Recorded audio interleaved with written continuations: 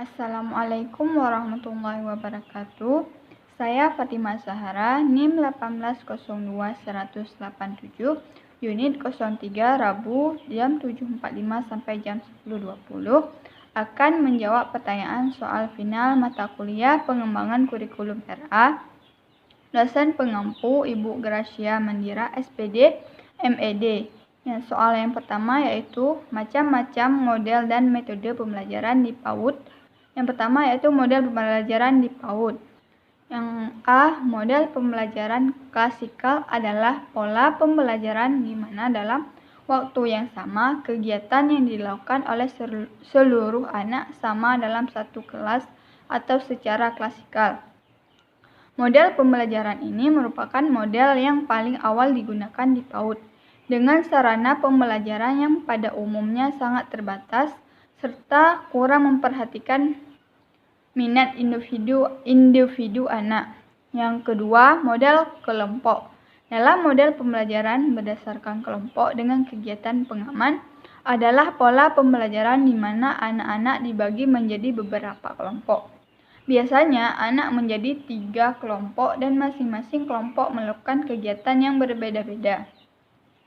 Yang ketiga yaitu model sudut. Kegiatan belajar mengajar dengan model pembelajaran berdasarkan sudut-sudut kegiatan menggunakan langkah-langkah pembelajaran hampir sama dengan model pembelajaran area. Hanya sudut-sudut kegiatan selayaknya lebih bervariasi dan sering diganti disesuaikan dengan tema dan subtema yang dibahas. Yang keempat yaitu model area. Model pembelajaran berdasarkan area lebih memberikan kesempatan kepada anak didik untuk memilih atau melakukan kegiatan sendiri sesuai dengan minatnya. Pembelajarannya dirancang untuk memenuhi kebutuhan spesifik anak dan menghormati keberagaman budaya dan menekankan pada pengalaman belajar bagi setiap anak. Pilihan-pilihan kegiatan dan pusat-pusat kegiatan serta peran serta keluarga dalam proses pembelajaran. Yang kelima yaitu model sentra. Model pembelajaran ini adalah pendekatan pembelajaran yang berfokus pada anak yang dalam proses pembelajarannya berpusat di sentra bermain dan pada saat anak dalam lingkaran. Pada umumnya, pijakan atau dukungan dalam model ini untuk mendukung perkembangan anak yaitu pijakan setelah bermain. Yang selanjutnya yaitu metode pembelajaran di PAUD. Yang pertama yaitu metode bercerita. Metode bercerita merupakan kegiatan seseorang secara lisan untuk menyampaikan suatu hal kepada orang lain. Hal ini bisa dalam bentuk informasi atau hal lainnya seperti dongeng yang mempunyai tujuan untuk menghibur. Bercerita bisa kita lakukan dengan alat bantu atau media atau bahkan bisa tanpa bantuan alat apapun. Yang kedua itu metode bermain. Anak usia PAUD adalah anak yang sangat menyukai bermain. Tidak dapat dipungkiri bahwa mereka memandang banyak hal sebagai suatu permainan yang sangat menyenangkan. Metode bermain sesuai dengan tingkat perkembangan anak usia dini yang masih menyukai bermain. Yang poin C yaitu metode proyek sederhana. Metode proyek artinya adalah melakukan suatu pekerjaan. Metode proyek dalam pembelajaran memiliki arti memberikan pekerjaan kepada siswa untuk menyelesaikan suatu permasalahan tertentu. Proyek ini bisa dikerjakan anak secara kelompok atau individu. Yang keempat yaitu metode kerja kelompok besar. Metode kerja kelompok merupakan metode pembelajaran berupa penyajian materi yang disajikan dalam bentuk tugas yang diberikan kepada suatu kelompok yang terdiri dari beberapa anak. Yang kelima yaitu metode karya wisata. Metode karya wisata merupakan kegiatan pembelajaran dengan mengamati dunia secara langsung yang meliputi manusia, hewan, tumbuhan, dan benda-benda yang ada di lingkungan sekitar. Metode karya wisata memberikan kesempatan kepada siswa untuk mengobservasi, mengamati, menemukan secara langsung dengan melihat objek yang mereka pelajari secara langsung. Keenam yaitu metode tanya jawab. Metode tanya jawab adalah metode pembelajaran yang dilakukan guru dengan memberikan pertanyaan kepada siswa dan memberikan pertanyaan kepada anak dan anak menjawabnya. Sebaliknya juga dapat dilakukan dengan memberikan kesempatan kepada anak untuk bertanya dan guru menjawabnya. Metode yang selanjutnya yaitu metode demonstrasi. Metode demonstrasi adalah metode pembelajaran yang dilakukan dengan cara menunjukkan dalam kegiatan pembelajaran di PAUD, guru menunjukkan proses melakukan sesuatu. Mengerjakan sesuatu itulah yang dimaksud dengan metode demonstrasi atau melakukan kegiatan langsung dipraktekkan oleh anak. Yang selanjutnya metode pemberian tugas. Metode pemberian tugas adalah pemberian tugas belajar kepada anak. Tugas yang diberikan dapat berupa soal. Metode yang selanjutnya yaitu metode pembelajaran BCCT. Metode pembelajaran BCCT merupakan metode pembelajaran di mana guru sebagai pendidik menghadirkan dunia nyata di dalam kelas dan mendorong anak untuk membuat hubungan antara pengetahuan, pengalaman, dan penerapan dalam dunia nyata. Pertanyaan yang kedua yaitu yang dimaksud pembelajaran tematik. Pembelajaran tematik adalah pembelajaran terpadu yang menggunakan tema untuk mengaitkan beberapa mata pelajaran sehingga memberikan pengalaman yang bermakna bagi peserta didik. Pembelajaran tematik lebih menekankan pada penerapan konsep belajar sambil melakukan sesuatu atau learning by doing. Oleh karena itu, guru perlu mengemas atau merancang pengalaman belajar yang mempengaruhi kebermaknaan belajar anak. Dalam model pembelajaran tematik terpadu di PAUD, kegiatan-kegiatan yang dilakukan untuk satu tema, subtema, sub-subtema dirancang untuk mencapai secara bersama-sama kompetensi sikap, pengetahuan, dan keterampilan dengan mencakup sebagian atau seluruh aspek pengembangan. Soal yang nomor 3 yaitu tahapan penilaian pembelajaran di PAUD. Proses penilaiannya dilakukan secara sistematis, yaitu yang pertama penilaian harian PAUD. Penilaian harian merupakan proses pengumpulan data dengan menggunakan instrumen format penilaian harian yang tercantum dalam RPPH, catatan anekdot, dan hasil karya anak. Instrumen format penilaian harian dan catatan anekdot diisi dari hasil pengamatan guru di saat anak bermain atau melakukan kegiatan rutin harian. Yang kedua yaitu penilaian bulanan PAUD.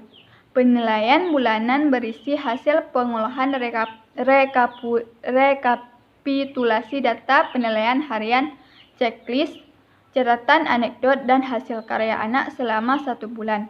Hasil pengolahan data diisi ke dalam format penilaian PAUD. Yang ketiga, penilaian semester PAUD. Penilaian semester merupakan hasil pengolahan rekapitulasi data penilaian bulanan yang dicapai selama 6 bulan. Penilaian semester digunakan sebagai dasar untuk membuat laporan perkembangan anak yang akan disampaikan kepada orang tua anak. Yang keempat yaitu pelaporan PAUD. Laporan semester berisi hasil pengolahan data tentang perkembangan anak yang dikumpulkan selama 6 bulan atau satu semester. Pelaporan ditujukan kepada orang tua anak sebagai pertanggungjawaban layanan yang telah diikuti oleh anak. Satuan PAUD sebagai dokumen hasil pelaksanaan pembelajaran dan sebagai dasar untuk perbaikan maupun pengembangan layanan yang lebih baik. Dinas Pendidikan sebagai institusi pembina PAUD di wilayahnya. Yang pertanyaan yang keempat yaitu perbedaan penilaian harian PAUD dengan catatan anekdot. Perbedaan penilaian harian PAUD dengan catatan anekdot yaitu penilaian harian yaitu dilakukan saat proses pembelajaran telah berakhir yang dinilai oleh guru terhadap kemampuan anak atau terhadap perkembangan semua perkembangan anak yang dilakukan di hari tersebut dan sesuai dengan tema yang telah dipelajari. Misalnya tema yang dipelajari hari itu yaitu tema binatang. Anak hari itu sudah mampu mengenal binatang, ciri-ciri dari binatang tersebut, manfaat dari binatang itu. Sedangkan catatan anekdot yaitu catatan khusus yang dicatat oleh guru ketika anak melakukan atau refleks anak melakukan sesuatu yang belum bisa anak lakukan atau belum lancar dilakukan oleh anak. Misalnya anak belum bisa menulis atau mengucapkan kata-kata yang sulit diucapkan sebelumnya, dan saat bermain tiba-tiba anak bisa mengucapkan kata tersebut. Nah, guru di saat itulah membuat catatan anekdot agar mencatat catatan anekdot pada saat itu, jam itu, dan mencatatnya secara singkat. Misalnya anak sudah bisa mengatakan kata maaf, tolong, atau lain sebagainya. Yang kelima yaitu peran dan tanggung jawab guru dalam pengembangan kurikulum RA. Guru sebagai pengembang kurikulum di sekolah harus mampu menerjemahkan, menjabarkan, dan mentransformasikan nilai-nilai yang terkandung dalam kurikulum kepada anak didik. Dalam pengembangan kurikulum, guru dapat melaksanakan beberapa kegiatan, yaitu merencanakan, melaksanakan, mengevaluasi kurikulum. Melalui perencanaan kurikulum, guru dapat memperkirakan apa yang hendak diwujudkan dalam proses belajar mengajar. Ada beberapa langkah yang harus ditempuh dalam merencanakan proses belajar mengajar, yaitu menentukan tujuan yang ingin dicapai, menetapkan bahan pelajaran, menentukan metode mengajar, dan merencanakan evaluasi atau penilaian pengajaran. Setelah membuat rencana pengajaran, kegiatan guru berikutnya adalah melaksanakan kurikulum. Kegiatan ini disebut juga dengan melaksanakan proses belajar mengajar. Ada beberapa langkah yang dapat ditempuh guru dalam melaksanakan proses belajar mengajar, yaitu mempersiapkan anak dan kondisi belajar, membahas materi, dan mengadakan penilaian dan tindak lanjut, guna untuk mengetahui tingkat keberhasilan pengajaran.